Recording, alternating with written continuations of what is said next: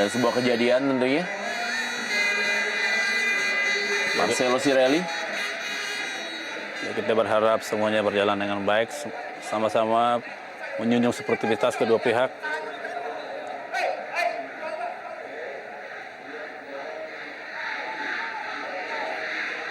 Ya, Marcelo Cirelli sudah mendapatkan Satu kartu kuning. Harus berhati-hati apabila ia tidak ingin mandi lebih cepat daripada rekan-rekannya. Karena mendapatkan kartu merah di pertandingan sore hari ini. Kita lihat bagaimana diskusi antara wasit dengan wasit cadangan.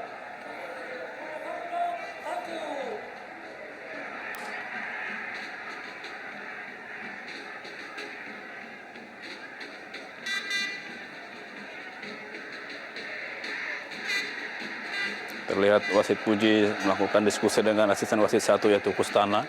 Apakah yang terjadi?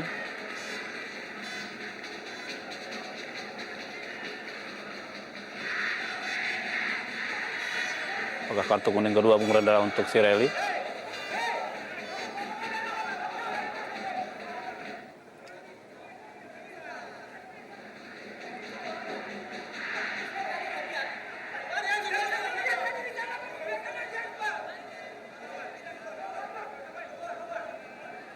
Kita lihat bagaimana kepemimpinan seorang Edwi Fagdalam dalam memberikan penenangan kepada rekan-rekannya. Ya, seorang pemain paling senior yang paling tuakan. Sekarang udah usia 37 dan sangat dihormati oleh rekan-rekannya.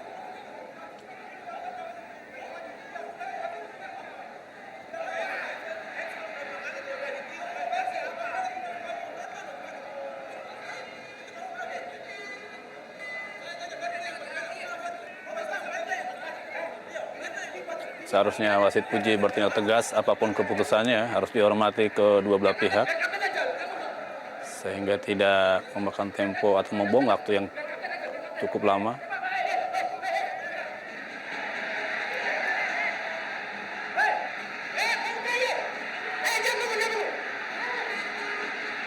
Ya, sebuah tindakan dari Marcelo Cirelli yang tidak patut ditiru kita saksikan.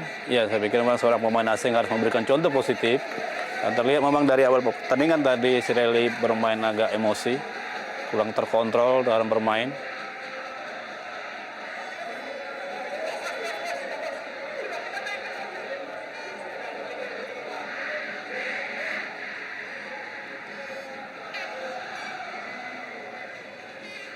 Ya, Marcelo Cirelli harus berhati-hati dan juga harus bisa menahan emosinya. Sudah berapa kali tadi dia melakukan tindakan-tindakan yang sedikit provokatif. Ya, betul, berada seorang wasit sebenarnya bertindak tegas, mengambil keputusan, tinggal dia menerima atau tidak. Kalau tidak menerima, memberikan waktu beberapa menit untuk melakukan protes. Ya, kita saksikan memang ada sebuah pergerakan atau juga ada sebuah tindakan ketika tidak ada bola, itu juga sudah harus mendapatkan sebuah hukuman. Betul, berada kita melihat adalah kartu kuning. Kurang terkontrol emosi daripada Cirelli pada sore hari ini. Ada ataupun tambah bola dia melakukan hal-hal yang kurang terpuji, khususnya pemain asing saya pikir tidak pantas dilakukan. Di mana kehadiran pemain asing harus mentransfer ilmunya yang positif kepada pemain lokal.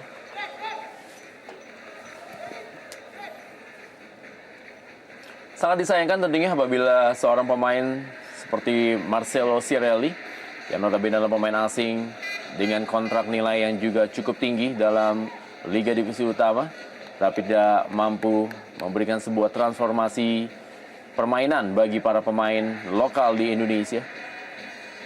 Dan kartu kuning kedua bagi Marcelo Cirelli dan kartu merah bagi dirinya.